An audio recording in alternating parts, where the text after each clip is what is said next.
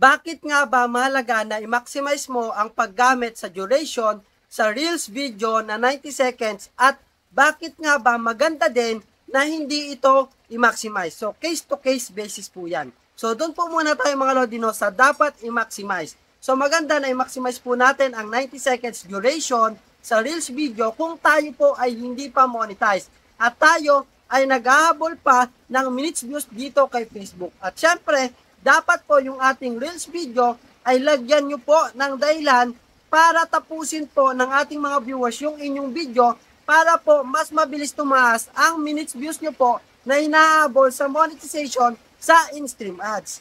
Pero kung kayo naman po mga Lodi ay monetize na sa in-stream ads at hindi na po kayo naghahabol ng minutes views, ay mas maganda po na mas maikli po ang duration ng ating mga Reels video pero maganda naman po yung laman. Compare po dun sa mahaba po yung ating Reels video pero marami pong laman na maaaring hindi makaganda sa ating mga video.